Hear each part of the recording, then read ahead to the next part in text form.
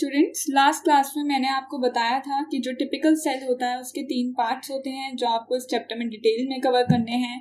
That is the nucleus, okay, the cytoplasm and the cell membrane. Okay, तो last class में मैंने आपको cell membrane का बताया था पूरा.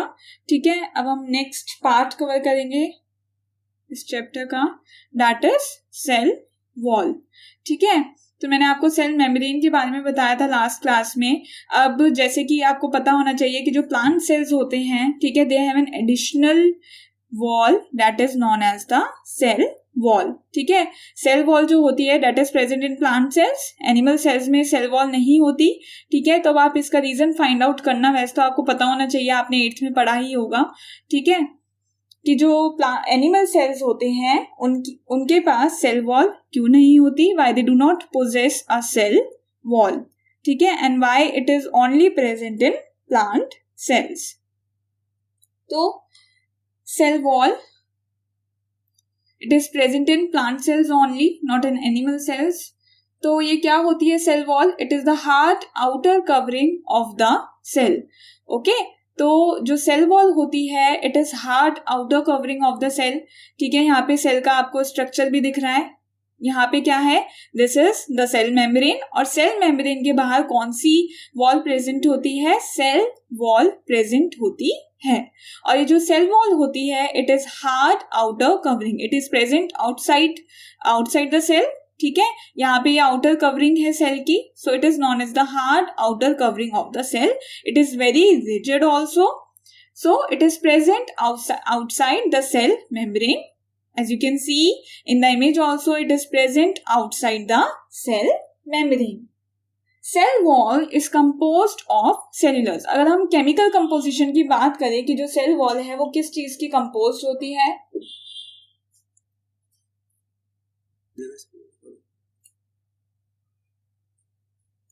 तो अब अगर हम सेल वॉल के केमिकल कंपोजिशन की बात करें कि जो सेल वॉल है it is composed of what kind of thing, so it is composed of cellulose. ठीक है, सेल्यूलोज क्या है? Cellulose is a complex substance and provides structural strength to plants. तो जो सेल्यूलोज होता है ये बहुत ही कॉम्प्लेक्स सब्सटेंस होता है. ठीक है, और ये जो होता है cellulose it provides structural strength to the plants.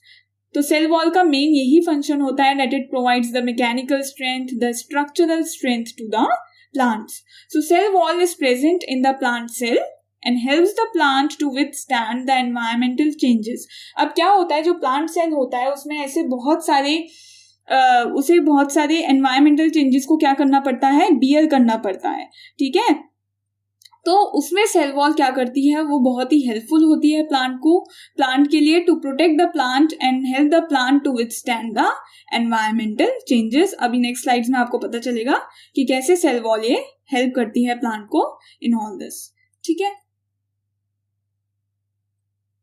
So as I told you, जो सेल वॉल होती है it helps the plant to withstand various environmental changes. अब क्या होता है, कुछ ऐसे फिनोमिनन होते हैं, ठीक है, which are related to cell wall. तो हम ये फिनोमिनन देखते हैं क्या क्या है. तो जो पहला है दैट इज प्लाज्मोलिसिस. तो प्लांट्स में हमें क्या देखने को मिलता है? प्लाज्मोलिसिस देखने को मिलता है. तो ये प्लांट्स के लिए ही यूज होगा टर्म, क्योंकि it is related to cell wall. ठीक है, सेल वॉल के टॉपिक में आप ये पढ़ रहे हो.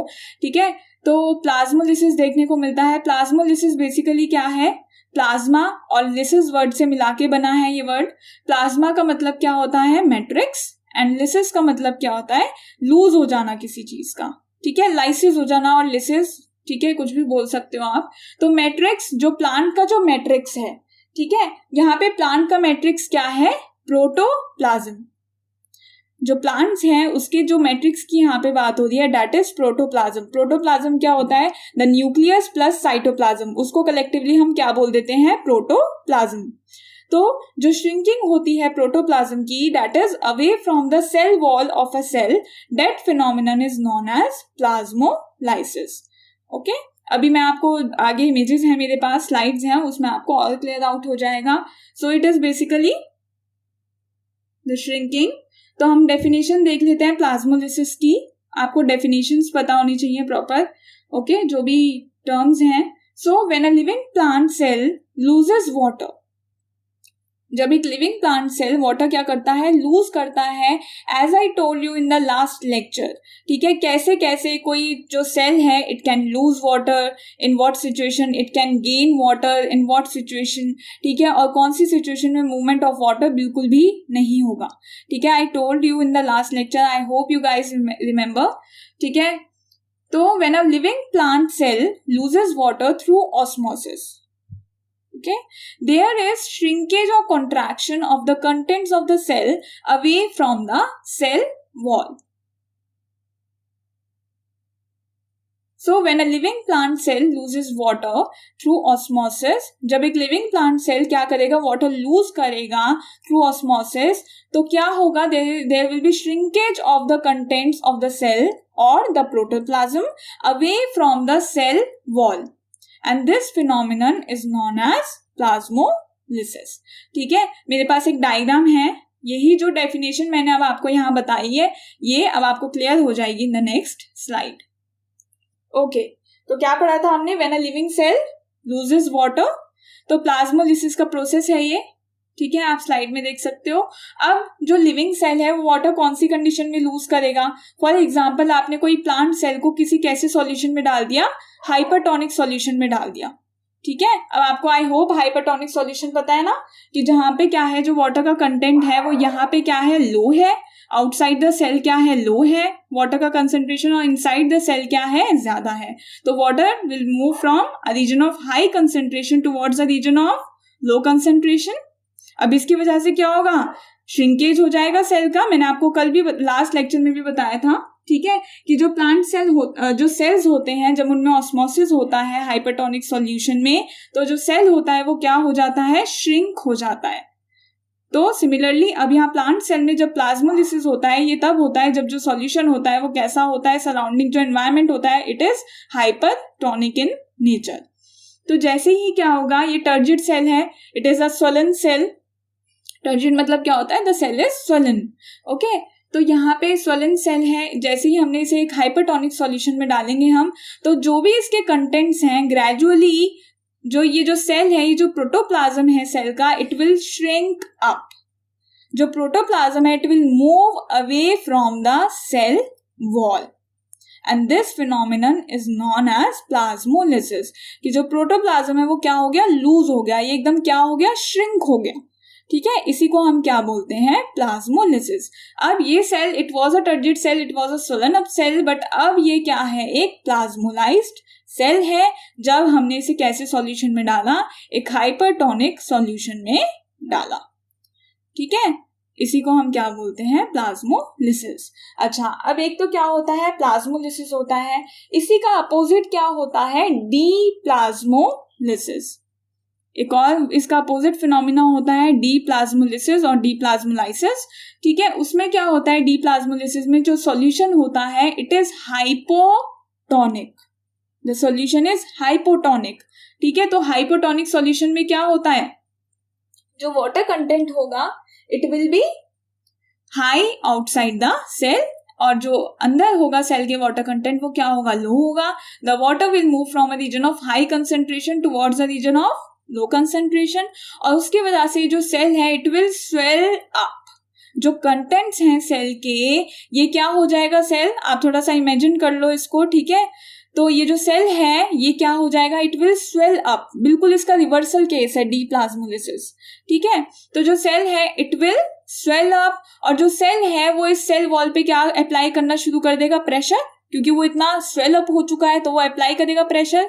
अब वो यहाँ से प्रेशर अप्लाई करेगा तो सेल वॉल भी क्या अप्लाई करेगी, इट इज वेरी रिजिड, तो ये अपोजिट प्रेशर अप्लाई करना शुरू कर देगी, और इसी से क्या होगा, जो सेल है वो बर्स्ट नहीं होगा, ठीक है। तो जो सेल है जब डी प्लाज्मोलिसिस होता है अगर सेल में, तो जो सेल वॉल है वो प्रोटेक्ट करती है सेल को और प्रिवेंट करती है कि जो सेल है वो बर्स्ट ना हो। तो इस तरह क्या होती है, जो सेल वॉल होती है वो फंक्शन करती है along with the cell. But अगर हम अगर डी प्लाज्मोलिसिस किसी एनिमल सेल में अगर हो रहा होता, तो एनिमल सेल के पास सेल वॉल नहीं है, तो शायद वो जो सेल होता वो क्या हो जाता, वो बर्स्ट अप हो जाता, वो बर्स्ट हो जाता सेल, ओके। तो इस तरह से क्या होता है, प्लाज्मोलिसिस होता है प्लांट सेल्स में, डी प्लाज्मोलिसिस भी होता है, तो अगर हम देखें एक डिफरेंस है मेरे पास यहाँ पे प्लाज्मोलिसिस का और डी प्लाज्मोलिसिस का। तो जो प्लाज्मोलिसिस होता है it occurs when a tissue is placed in hypertonic solution. As I told you in the last slide, plasmolysis कौन से केस में होगा? In case of a hypertonic solution. और डी प्लाज्मोलिसिस कौन से केस में होगा? It will occur when freshly plasmolysed cells are kept in hypotonic solution और प्योर सॉल्वेंट। ठीक है, तो डी प्लाज्मोलिसिस कब होगा? जब फ्रेशली जो प्लाज्मोलाइज्ड सेल्स हैं they are kept in a solution which is hypotonic और प्योर सॉल्वेंट, मतलब वो जो सॉल्यूशन है उसमें जो सॉल्वेंट है उसका अमाउंट क्या है? ज्यादा है। Plasmolysis is a result of exosmosis. अब व्हाट इज एक्सोस्मोसिस? तो एक्सोस्मोसिस क्या होता है? The movement of water from inside the cell to the outside. मैंने आपको लास्ट स्लाइड में मैं आपको दोबारा समझा देती हूँ एक बार। तो यहाँ पे जैसे क्या हो रहा है, यहाँ पे एक्सोस्मोसिस हुआ था। ठीक है, यहाँ पे जो मूवमेंट था वाटर का that is from inside to the outside of the cell. Exo मतलब क्या होता है? बाहर की तरफ जाना किसी चीज का, ऑस्मोसिस हो रहा है यहाँ पे, तो इस फिनोमिनन को हम क्या बोलते हैं? एक्सोस्मोसिस। जबकि डी प्लाज्मोलिसिस के केस में क्या हो रहा है? एंडोस्मोसिस। ठीक है, डी प्लाज्मोलिसिस में क्या होगा? यहाँ पे तो बाहर जा रहा है, डी प्लाज्मोलिसिस में सेल सेल स्वेलअप कर रहा है, तो वाटर बाहर से अंदर आ रहा है सेल में। ठीक है, तो इसमें क्या होता है? डी प्लाज्मोलिसिस में एंडोस्मोसिस होता है कि जो वाटर है it is coming inside the cell और इसमें water is going outside the cell. So plasmolysis involves shrinkage of protoplast from the cell wall. As I told you, इसमें प्रोटोप्लास्ट क्या होगा? श्रिंक होगा, it will shrink away from the cell wall. While in deplasmolysis क्या होगा? It is the swelling of shrunken protoplast so as to come in contact with the cell wall. इसमें जो cell है वो बिल्कुल किसके contact में आ जाएगा? सेल वॉल के कॉन्टेक्ट में आ जाएगा, because it is getting swelled up. Okay, plasmolysis is not reversible after a long. ये तो आपकी 9th में हो आप लोग। ठीक है, ये थोड़ा 11th का ही पार्ट है ये जो मैंने लिया है स्लाइड भी। ठीक है, इतना आपको डिटेल में वैसे ये पढ़ना नहीं था, बट टर्म्स थी तो मैंने आपको बता दिया because you are studying plasmolysis.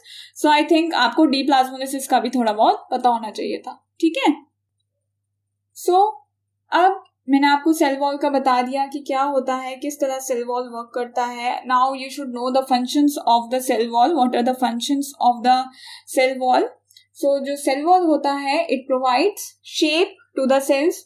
जो सेल वॉल होता है वो प्रोवाइड करता है शेप, सेल को एक स्पेसिफिक शेप प्रोवाइड करता है, एक स्ट्रक्चर प्रोवाइड करता है, because cell wall is very rigid. It provides shape and structure to the cells. It provides mechanical strength to plants. ठीक है, जो प्लांट्स होते हैं उनको बहुत ज्यादा मैकेनिकल स्ट्रेंथ प्रोवाइड करते हैं सेल वॉल, क्योंकि इट इज वेरी रिजिड। जो प्लांट्स हैं वो अपनी पोजिशन पे क्या होते हैं? फिक्स्ड होते हैं। दे नीड मैकेनिकल स्ट्रेंथ ताकि वो एक अपराइट पोस्चर में खड़े रह सकें। अगर ये फ्लेक्सिबल होता बहुत ज्यादा सेल वॉल तो क्या होता? प्लांट्स हमेशा ऐसे बेंड हुए हुए हमें दिखते, जैसे हम देखते हैं ना plants they are standing in upright posture. तो उसकी वजह से क्या होता है? सेल वॉल से ही तो मिलती है वो मैकेनिकल स्ट्रेंथ प्लांट्स को। It protects the plants against pathogens and mechanical injuries. जो भी इंजरी जो प्लांट को हो सकती थी, ठीक है, जैसे प्लांट को अगर कुछ लग गया प्लांट के उसको लीफ को या फिर किसी भी पार्ट के प्लांट को, तो उससे भी क्या होता है? सेल वॉल उसे प्रोटेक्ट करता है, क्योंकि it acts as a barrier. Okay, जो मेन कंटेंट्स होते हैं सेल के वो तो क्या रहते हैं? प्रोटेक्टेड रहते हैं इनसाइड द सेल वॉल, और ये बहुत सारे पैथोजेंस जो भी हैं उनसे भी क्या करता है? प्रोटेक्ट करता है प्लांट सेल्स को। Cell wall prevents the bursting of cell on endosmosis. As I told you कि जो सेल वॉल होता है वो कैसे प्रिवेंट करता है द बर्स्टिंग ऑफ सेल? जब अगर सेल में क्या हो रहा है? एंडोऑस्मोसिस का फिनोमिनन हो रहा है। It also provides the ability to withstand a lot of variation in nature. तो जो प्लांट्स होते हैं as I told you they are fixed to their positions, वो फिक्स्ड हैं। तो कोई भी अगर कंडीशन है, कोई आंधी आई, तूफान हुआ, बारिश आई, ठीक है, तो ये जो वेरिएशन होते हैं नेचर के वो प्लांट क्या कर सकता है? बियर कर सकता है, विथस्टैंड कर सकता है with the help of a rigid cell wall. अच्छा, जो मैंने आपको अभी यहाँ पे फिनोमिनन बताया, एक्सोस्मोसिस हो गया, एंडोस्मोसिस हो गया, तो ये जो सारे फिनोमिनन होते हैं ये लिविंग सेल्स में ही होते हैं। अगर कोई जो सेल है विच इज डेड, ठीक है, उसके कंटेंट्स क्या हैं? डेड है, तो उनमें आपको ये फिनोमिनन नहीं देखने को मिलेंगे, obviously because the cell is dead, the cell is lifeless. तो स्टूडेंट्स, अभी हमने सेल वॉल के बारे में पढ़ा. अब हम देखते हैं जो नेक्स्ट स्ट्रक्चर है सेल का, ठीक है, वो है nucleus. So what is nucleus? So nucleus जैसे कि आपको पता है, it is located in the centre of the cell.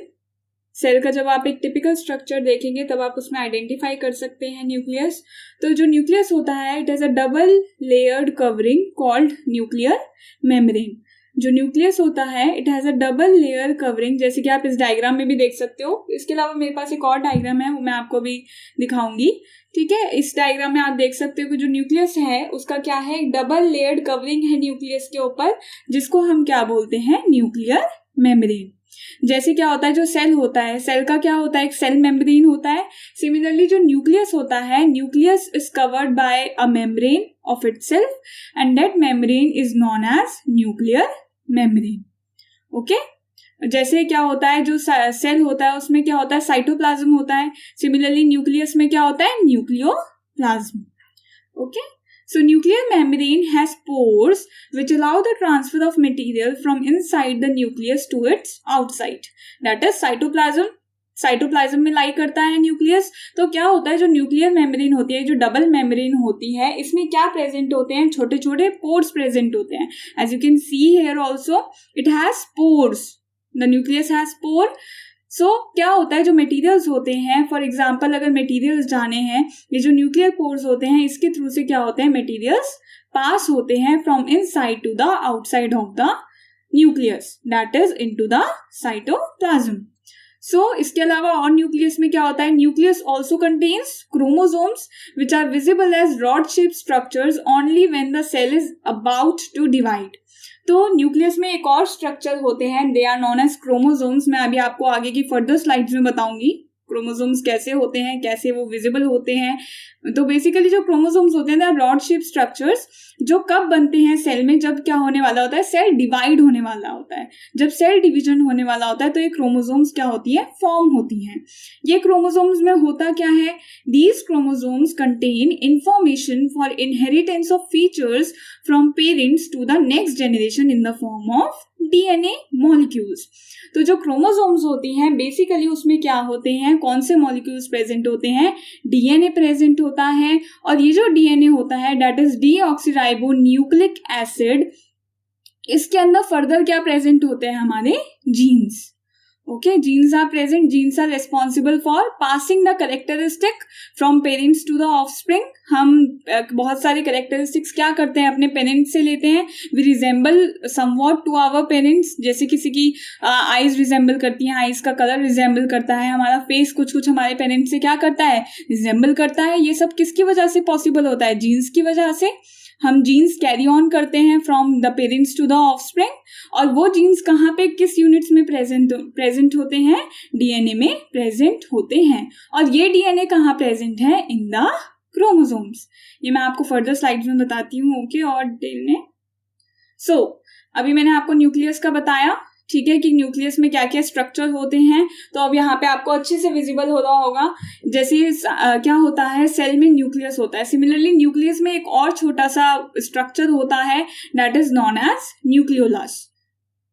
And जैसे कि मैंने अभी आपको लास्ट स्लाइड में बताया, it is double membrane bound structure. यहाँ पे you can clearly see a double membrane and the membrane has pores and these pores are known as nuclear pores. As you can see here, जो nucleus होता है उसकी membrane में क्या होते हैं, पोर्स प्रेजेंट होते हैं for the transfer of substances from inside to the outside of the nucleus. अच्छा, इसके बाद और क्या प्रेजेंट होता है, थ्रेड लाइक स्ट्रक्चर्स प्रेजेंट होते हैं न्यूक्लियस में. और इन थ्रेड लाइक स्ट्रक्चर्स को हम क्या बोलते हैं, क्रोमेटिन. क्या बोलते हैं ऐसे स्ट्रक्चर्स को हम, क्रोमेटिन. अगर आपकी बुक में हो डायग्राम तो आप रेफर करिएगा, वैसे यहाँ पे काफी क्लियर है, ये डायग्राम में आप देख सकते हो. These are thread like structures जो न्यूक्लियस में क्या होते हैं, पड़े रहते हैं. और यही क्रोमेटिन किस में कन्वर्ट हो जाते हैं, क्रोमोसोम्स में कन्वर्ट हो जाते हैं at the time of cell division. Okay, तो अब आपको यहाँ से क्लियर हो जाएगा. ठीक है, यहाँ पे आप देख सकते हो क्रोमेटिन, इट इज प्रेजेंट. ये क्रोमेटिन किस में कन्वर्ट हो जाएगा, जब सेल डिवीजन होने वाला होगा, ये क्रोमेटिन स्ट्रक्चर्स कंडेंस हो जाएंगे into a chromosome. As I told you, chromosome is a rod-like structure which is formed during the process of cell division. यही क्रोमेटिन में क्या है, यहाँ पे देखो आप इमेज में, यहाँ पे अगर इसको बिल्कुल वो करें मैग्नीफाई हम क्रोमेटिन थ्रेड को, तो हमें उसमें क्या दिखाई देगा, डीएनए. इस डीएनए के अंदर यहाँ पे क्या एनकोडेड है, genes. So this is how genes are transmitted at the time of cell division. ये काफी ये 11th का इमेज है जो आप यहाँ पे भी देख रहे हो, क्योंकि इट इज मॉलिक्यूलर बायोलॉजी. ठीक है, बिल्कुल जब हम डिटेल में एक एक स्ट्रक्चर को पढ़ते हैं 11th क्लास में बायोलॉजी में. ठीक है, ये उसका एक इमेज है, बट ये है मुझे आपको प्रॉपरली समझाना था तो मैंने ये इमेज ले ली थोड़ा सा आपको समझाने के लिए प्रॉपरली कि कैसे कंडेंसेशन होती है क्रोमैटिन की. This is known as chromosome. So chromosome basically क्या कैरी कर रही हैं, जीन्स कैरी कर रही हैं in the form of DNA. So paragraph भी देख लेते हैं यहाँ पे. So chromatin material is visible as entangled mass of thread like structures. As you can see this is entangled mass of thread like structures. So whenever the cell is about to divide, the chromatin material gets organized into chromosomes. Chromosomes which are visible as rod-like structures, as you can see here. So chromosomes, what do chromosomes contain? So they contain information for inheritance of features from parents to next generation in the form of what? DNA. So chromosomes are composed of DNA and proteins. ठीक है, DNA और proteins की बनी होती हैं chromosomes, उनका जो chemical structure होता है. So DNA molecules contain the information which are necessary for constructing and organizing cells. Functional segments of DNA are called genes. ठीक है, जो functional segment है, basically जो function है DNA का, that is the transfer of genes from the parents to the offspring. Okay. अच्छा, तो इसके बाद what are the functions of nucleus. हमने न्यूक्लियस का स्ट्रक्चर देख लिया, उसमें बेसिकली क्या क्या प्रेजेंट होते हैं. तो जो फंक्शन होते हैं न्यूक्लियस के, that is related to the structure. Okay, so the nucleus controls all metabolic activities of the cell. जो न्यूक्लियस होता है, जितनी भी जो एक्टिविटीज हो रही होती हैं सेल में, जितनी भी केमिकल एक्टिविटीज हो रही हैं, पूरा सेल को कंट्रोल करना, सेल में जितनी भी एक्टिविटीज हो रही हैं उनको कोऑर्डिनेट करना, कंट्रोल करना, वो फंक्शन किसका है, न्यूक्लियस का होता है. And that is why nucleus is also known as the brain of the cell. जैसे हमारी बॉडी में ब्रेन क्या करता है, हमारी पूरी बॉडी की फंक्शनिंग को क्या करता है, कंट्रोल करता है. सिमिलरली जो न्यूक्लियस होता है वो पूरे सेल की फंक्शनिंग को क्या करता है, कंट्रोल करता है. And that is why it is known as the brain of the cell. अगर किसी सेल में न्यूक्लियस नहीं है तो वो सेल कुछ नहीं कर सकता, that cell is lifeless. Okay, so the nucleus controls all metabolic activities of the cell. इसके अलावा it regulates the cell cycle.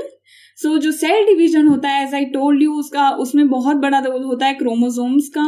ठीक है, तो जो न्यूक्लियस होता है, it regulates the cell cycle, it basically regulates the cell division.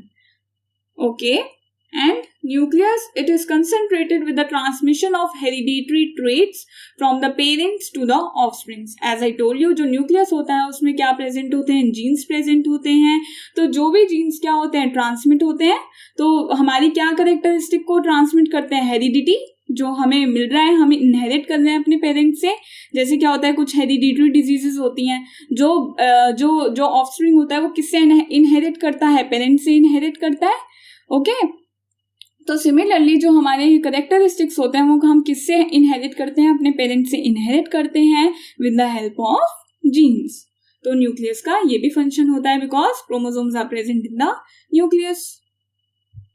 तो अब स्टूडेंट्स क्या होता है, अब कुछ ऑर्गेनिजम्स होते हैं जिनमें जो न्यूक्लियर मेम्ब्रेन होती है, इट इज एब्सेंट और it is very poorly defined, it is kind of basically absent. ठीक है, तो अब ऐसे जो ऑर्गेनिजम्स होते हैं जिनमें जो न्यूक्लियस होता है, इट इज वेरी प्रिमिटिव. ऐसे ऑर्गेनिजम्स को हम क्या बोलते हैं, प्रोकैरियोट्स. तो प्रो मतलब क्या है, the organisms which are very primitive, the organisms are very basic, they are simple organisms. And karyotes मतलब क्या, कैरियो वर्ड हम कहाँ से लाते हैं, न्यूक्लियस. जो हम न्यूक्लियस की बात कर रहे हैं तो बायोलॉजी में उसे कैरियो वर्ड से भी हम रेफर करते हैं. तो वो ऑर्गेनिजम्स जिनका जो न्यूक्लियस है वो बहुत ही प्रिमिटिव है या फिर उनमें न्यूक्लियर मेम्ब्रेन प्रेजेंट नहीं है, ऐसे ऑर्गेनिजम्स को हम क्या बोलते हैं, प्रोकैरियोट्स. और इसके अपोजिट हमारे क्या होते हैं, eukaryotes which are advanced organisms, they are multicellular organisms and they have a well defined nucleus. तो अब यहाँ पे ये जो टेबल है it shows the difference between the prokaryotes and the eukaryotes. So let's look at the difference. So prokaryotes, most prokaryotes are unicellular. तो as I told you, जो simple organisms होते हैं, जो प्रिमिटिव ऑर्गेनिजम्स होते हैं, वो अधिकतर कैसे होते हैं, they are unicellular. Like amoeba, it is a unicellular organism, it is very simple organism.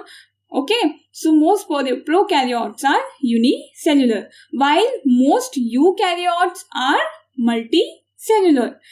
जैसे कि एनिमल्स हैं, हम हैं, ठीक है, तो हम कौन सी कैटेगरी में आएंगे, हम यूकैरियोट्स की कैटेगरी में आएंगे because we are complex multicellular organisms, so they are complex multicellular organisms, the eukaryotes. Okay, in prokaryotes the nucleus is poorly defined due to the absence of a nuclear membrane. अब क्योंकि यहाँ पे nuclear membrane नहीं है, ठीक है, तो जो न्यूक्लियस है वो कैसा होगा, बिल्कुल पुअरली डिफाइंड होगा, it will not be properly defined. ठीक है, इसका अपोजिट क्या होता है, जो यूकैरियोट्स होते हैं उनमें न्यूक्लियस क्या होता है, इट इज वेल डिफाइंड. जो न्यूक्लियर मटेरियल है वो अच्छे से प्रेजेंट होता है सेल में and it is surrounded by a nuclear membrane. Okay, in prokaryotes the nucleus is absent, so nuclear material है तो but it is poorly defined, और इसके अलावा जो nucleolus है वो भी क्या है, absent है. अच्छा, in eukaryotes nucleolus is present. Cell organelles such as plastids, mitochondria, Golgi bodies etc are absent in prokaryotes. तो जितने भी cell organelles हैं वो absent होंगे in prokaryotes, while in eukaryotes cell organelles will be present such as plastids, mitochondria and Golgi bodies. तो ये जो cell organelles है अभी हम पढ़ेंगे आगे इस चैप्टर में डिटेल में, बाकी आपने नाम तो इन सबका सुना ही होगा 8th क्लास में. Okay, so these are absent in prokaryotes and they are present in eukaryotes.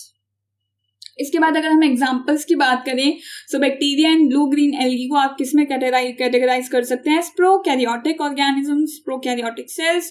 And talking about the eukaryotes, fungi, plant and animal cells are eukaryotic cell, they are multicellular organisms. तो जो भी multi cellular organisms होंगे वो क्या होंगे, eukaryotes ही होंगे. इसके बाद मैं आपको स्ट्रक्चर दिखा देती हूँ. I have diagram also of a prokaryotic cell and a eukaryotic cell. So as I told you, जो nuclear material present होता है prokaryotic cell में, but it is not at all well defined. बिल्कुल भी well defined nuclear material नहीं होता, और इस nuclear material को हम क्या बोलते हैं, न्यूक्लियोइड. तो न्यूक्लियोइड बोल देते हैं. ठीक है, यहाँ पे क्या है, कोई न्यूक्लियर मेम्ब्रेन प्रेजेंट नहीं है जिसके अंदर ये न्यूक्लियर मटेरियल लाई कर रहा हो. इसके अलावा आप देखो यहाँ पे कोई सेल ऑर्गेनिल्स भी प्रेजेंट नहीं है. It is a very simple primitive cell.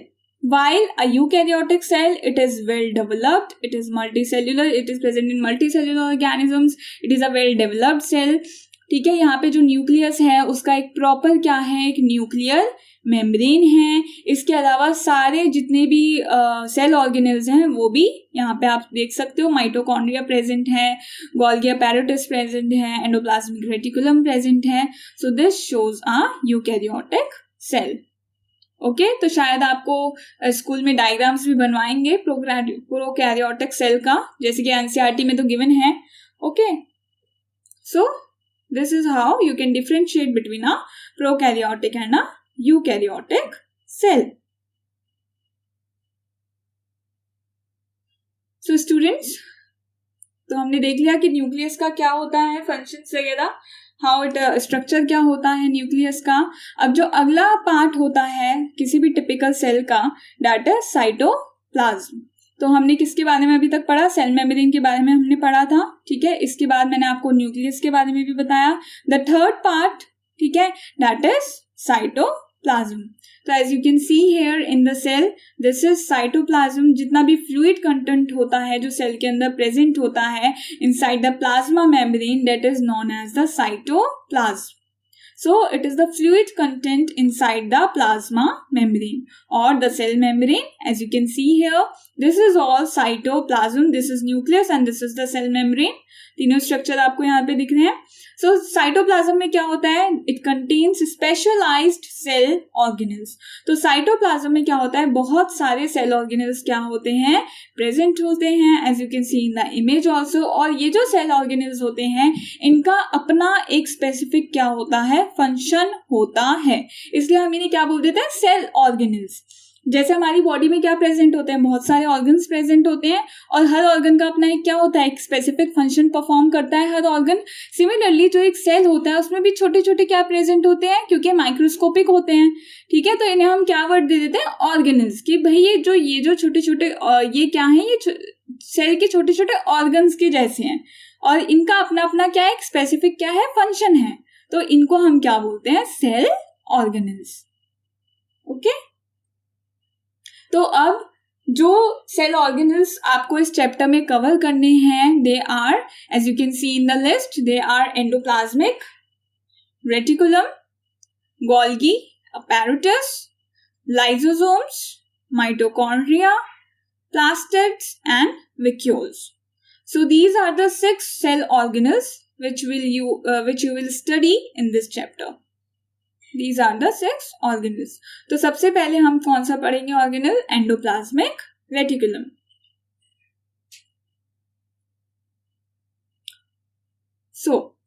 तो जो स्टूडेंट्स एंडोप्लाज्मिक रेटिकुलम होता है, ER भी बोलते हैं इसे हम, ठीक है, ER, that is endoplasmic reticulum. ये आपने 8th में नहीं पढ़ा होगा, endoplasmic reticulum. Okay, so that जो एंडोप्लाज्मिक रेटिकुलम होता है, it is basically of 2 types. अब आपको ये डायग्राम से समझ आ जाएगा अच्छे से। सो it is of 2 types, that is rough endoplasmic reticulum and smooth endoplasmic reticulum. So RER and SER। अभी मैं बताऊंगी रफ और स्मूथ हम इसे क्यों बोलते हैं। As you can see in the image, this is rough endoplasmic reticulum, it is labelled, and this is smooth endoplasmic reticulum. और ये जो एंडोप्लाज्मिक रेटिकुलम होता है, ये कंबाइंड होता है इस तरह से, ये कॉन्टिन्यूस होता है with the nucleus, with the nuclear membrane, it is continuous.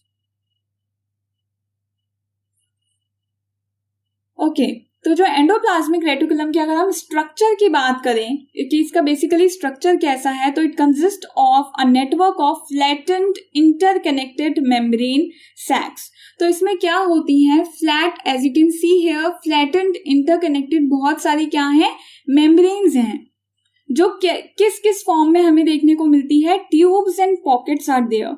यहाँ पे आप देख सकते हो ना डायग्राम में, these are tubes, tube like structures है। और कैसे स्ट्रक्चर है, ये पॉकेट जैसे स्ट्रक्चर, जैसे पॉकेट्स नहीं होती, हमारी पॉकेट्स होती है ना, जैसे बिल्कुल वैसे स्ट्रक्चर दिख रहे हैं ना हमें यहाँ पे। So it is a network of flattened interconnected membrane sacs which are comprised of tubes and pockets. It branches out from the nuclear envelope. As I told you, जो nuclear membrane होती है, it branches out from that envelope. As you can see here, nuclear pores भी हमें दिख रहे हैं यहाँ पे न्यूक्लियस के, ये देखो। Okay, so as I told you, जो एंडोप्लाज्मिक रेटिकुलम होता है, it is of 2 types, rough endoplasmic reticulum and smooth endoplasmic reticulum. Rough endoplasmic reticulum, RER भी बोल देते हैं हम इसे। तो रफ एंडोप्लाज्मिक रेटिकुलम को हम रफ ER क्यों बोलते हैं, because it contains ribosomes on it's membrane surface. क्योंकि जो RER होता है उसके सरफेस पे क्या प्रेजेंट होती हैं, बहुत सारी ribosomes. You can see these dots, these are what, ribosomes, यहाँ पे लिखा भी है, it is mentioned here। और राइबोसोम्स आपने 8th क्लास में फंक्शन पढ़ा है, ribosomes they are the site for protein synthesis.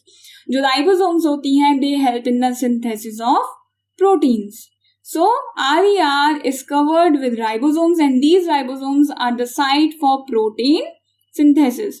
तो अब आपको गैस आप कर सकते हो कि SER क्या होता होगा। So smooth endoplasmic reticulum, smooth endoplasmic reticulum को हम स्मूथ इसलिए बोल रहे हैं क्योंकि उसके सरफेस पे राइबोसोम्स प्रेजेंट नहीं होती। तो हम उसे क्या बोल देते हैं, उसका सरफेस एकदम कैसा है, स्मूथ है. So no ribosomes are present on the surface of SER. As you can clearly see in the image also, the surface is smooth, there are no ribosomes which are present. और जो SER होता है, it is a site for lipid synthesis. जो भी lipid synthesis होगा cell में क्या होता है, बहुत सारी एक्टिविटीज हमेशा चलती रहती हैं. ठीक है, हम सेल से ही तो मिला के बने हैं. पूरा जो हमारा ऑर्गन सिस्टम है वो कैसे मिला के बना है, सेल से ही बना है. तो सेल में क्या होता है, सेल हमारा बेसिक यूनिट है लाइफ का. सेल में बहुत सारी चीजें, एक्टिविटीज, केमिकल रिएक्शंस हर वक्त होती रहती हैं. ठीक है, तो ये जो SER होता है, it is a site for lipid. जितने भी लिपिड्स हैं उनका सिंथेसिस कहाँ होगा, SER में होगा. और प्रोटीन सिंथेसिस कहाँ होगा, RER में. ऑब्वियस सी बात है, क्योंकि यहाँ पे क्या प्रेजेंट है, राइबोसोम्स प्रेजेंट हैं. So now you can clearly see in the image also endoplasmic reticulum. मैंने इतनी सारी इमेजेस इसलिए लगाई हैं आपके लिए ताकि आपको इसमें कंफ्यूजन ना हो, आपको अच्छे से क्लियर हो जाए कि क्या, what is the difference, how it looks like. आप जब बुक में पढ़ेंगे आप कंफ्यूज ना हो. ओके, देखो तो यहाँ पे we can see the RER. देखो RER में बेसिकली क्या डिफरेंस होता है SER और RER में. RER का स्ट्रक्चर देखो यहाँ पे कैसा फ्लैटेंड स्ट्रक्चर है, यहाँ पे हम फ्लैट स्ट्रक्चर है इसका थोड़ा सा. जबकि जो SER है उसका कैसा स्ट्रक्चर है, it has a tube like structure. Tubes are present in the SER. और इसमें कैसा स्ट्रक्चर, जैसे पॉकेट लाइक स्ट्रक्चर है इसका. और इसमें क्या होता है, ये जो मेम्ब्रेनस फोल्ड्स होते हैं इनको हम क्या बोल देते हैं, सिस्टर्ने बोल देते हैं. What we call this, cisternae. ये जो फोल्ड्स आ रहे हैं इसकी मेम्ब्रेन में, इसको हम क्या बोल देते हैं, सिस्टर्ने. और ये जो अंदर स्पेस है इन फोल्ड्स में, इन्हें हम क्या बोल देते हैं, सिस्टर्नल स्पेस. यहाँ पे मेम्ब्रेन जो है इसके बीच में क्या होता है, स्पेस होता है. These spaces are known as cisternal spaces. While जो SER है उसका जो स्ट्रक्चर होता है, it is different from RER. It has a tube like structure and as you can see it is in continuity with the nucleus. Again मैं repeat कर रही हूँ क्योंकि आपको ये डायग्राम शायद बनवाएंगे एंडोप्लाज्मिक रेटिकुलम का, तो सिर्फ आपको ऐसे रट के नहीं बनाना, या आपको समझ आना चाहिए. ठीक है, अभी जब हम आगे इसके फंक्शंस पढ़ेंगे तब आपको और क्लियर आउट हो जाएगा.